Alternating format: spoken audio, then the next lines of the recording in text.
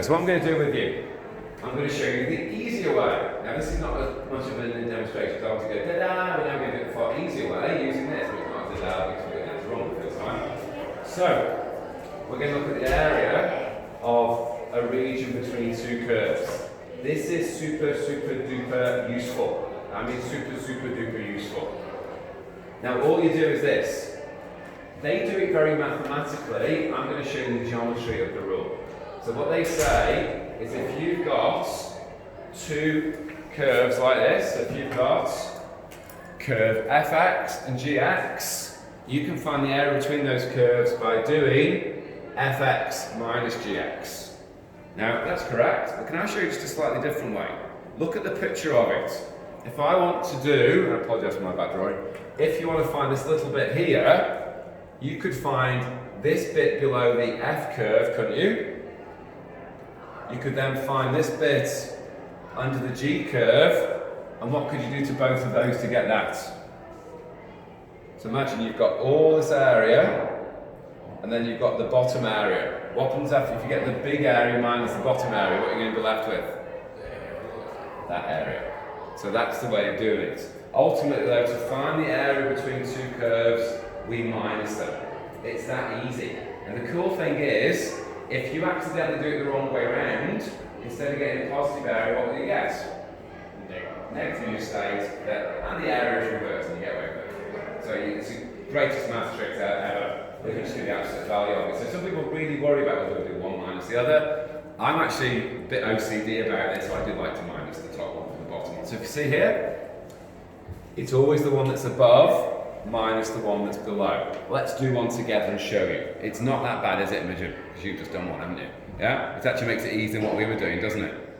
So this is one I did with my other group, and I'm going to do it with you. If you'd like me to do another one, I will definitely do another one with you. It's just the recording didn't work on my other group, so I'm going to do it with you as well. So they can see the recording. Am I recording this time? Good. Let's record it in my other group. So, this would be tech free. Okay? It says find the exact area. Now, in a lot of people's exams, I think I told you this yesterday, some schools do exams that have tech free and tech active all in the same exam, and that's their choice. It's not a good bad choice or a bad choice, it's their choice. So on theirs, they would have to actually tell you to use exact value. Now what that's saying is that if you use your graphic calculator, you're not going to get the correct answer. So what's your graphic calculator going to give you? Not an exact answer, what's it going to give you an answer in? Decimal. So I probably won't say exact area, there's no need to, because you'll be on a tech free of you, and you know you can use a calculator, because you wouldn't have a calculator by you. So it says, find the exact region, so exact area is the region bounded by this one and this one. Now I know I told you it doesn't matter which way around you do it, but it just sort of matters to me. It's like I can tell you it doesn't matter that you put different coloured pegs on your clothes, but it really matters to me.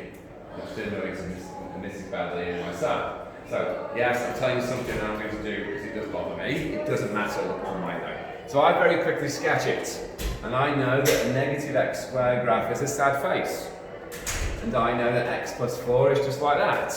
So just by doing a very quick sketch, I know that this one is higher than this one. It doesn't matter if you get it the wrong way around. It'll just be a negative. Now to find the region bounded, you need to find both points.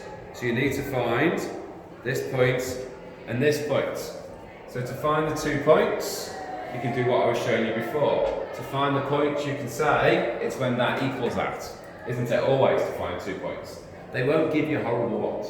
They really won't. The only time they might give you a horrible one is the complex and familiar. So to find the intersect points, you make that curve equal that line.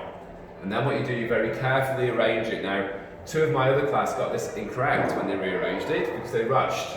What you do is, I add x squared to both sides because it makes it nicer. Simple as that. You don't have to, it makes it nicer. I then add x to both sides. I then take 12 from both sides. See how carefully I did that? Because if you don't do it carefully, 2 of my other group got that wrong. Just because they rushed it. Imagine you get it wrong. I've purposely made that into a nice answer, and I will in your exam. What happens if you get one part of it wrong? What does it suddenly turn into? Yeah, you have to repeat the square and all that horrible stuff. Yeah? I knew somebody had done it wrong in my other class when they went, Can you remind me how to complete the square again? I didn't really need how to complete the square, so I even showed you how to complete the square after we did it. But if you do this, we will make it so it factorises nicely in the tech free. So you look at it and you go, right, what can I split 8 into? 4 and 2, 2 and 4, 8 and 1. Play around with it and you'll get 4 and negative 2. You can complete the square or use the quadratic formula. I know a couple of you love using the quadratic formula. You then do the null factor law, but ultimately you get those two answers. Doesn't matter whether you use the quadratic or complete the square. So those two answers mean that basically it's going to cut out 2 and negative 4. Do you need to find the y values? No, you don't need to, because it's just the x values at the bottom, isn't it? That's the nice thing about it. Just to go to a quick aside, my class then asked me, how do you complete the square? Because they were interested about that, because a couple of them had done some questions where you need to complete the square.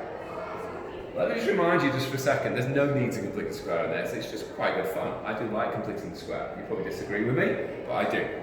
So, same one, you can use the quadratic formula if you want. What you do to complete the square, you always half what's in front of the x, you then minus whatever that number is squared, and you pull that number down. That's all you do. Let's do it again. Yeah. You always, and a computer can do this, you always, and you can get away with the whole exam without completing the square. Completely the whole exam. You half the x to get 1. Always half that x. You then minus whatever that is squared. The reason why you do that is it gets rid of the bit at the end. You just want the x squared plus 2x, you don't want that one bit. And then you just pull that negative 8 down. That's completing the square. I know you got so frustrated with me last year or the year before because I want to explain to you how it works. Because you just do it. In your head you'll realise how it works by practicing it. And then look, if you're not convinced, negative 1 minus 8 makes negative 9. If you multiply that out and minus 9, you will get that. If you're not convinced, multiply it out. And then what we can do, we can add 9 to both sides. We can square root, and then we can add 1.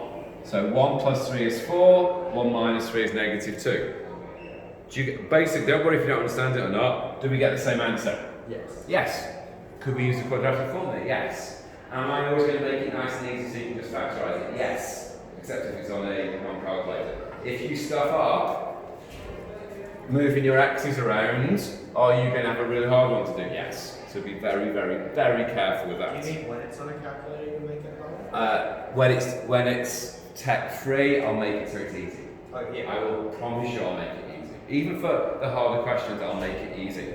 Yeah? Yeah, So maybe just stop if it's looking a bit hard and just go on to the next one. Because it should be a really simple factorisation or a really simple completing the square, if you like that, or really simple formula. See how I've made the numbers nice for you? Then what you do, you stick those two numbers in. Now look, this is the only extra trick now with this. You do your top curve minus your bottom, or your top function minus your bottom function. Does it matter if I do it the wrong way around? No, it really matters to me, it's not weird. But it doesn't matter because if I do it the wrong way around, instead of getting a positive answer, I will get a negative answer. So I just do top function minus bottom function. And you could do those integrators separately, but again, why didn't you make it easy for yourself? So I do 12 minus 4 is 8. Negative x minus x is negative 2x. And negative x squared is just negative x squared. So now that is going to give you the area between those two functions. You then integrate as before. No different now, is it? Make it 8x, add 1 to the power, divide by 2, add 1 to the power, divide by the new power, and then you stick in the 2, and you stick in the negative 4. Now have you noticed, I purposely didn't put an answer there, because what I want you all to do now, I'm going to just stop this, I want you all to show me, if you don't want to do it now, if you've said, no Mr. Bailey, I'm trying to do some other work, if you are following along now, I want you to actually work that out without using a calculator. I then want to get your calculator to check your answer. Happy with that? And let's see if we get the same answer. So I'm going to pause now. We're going to see how we go.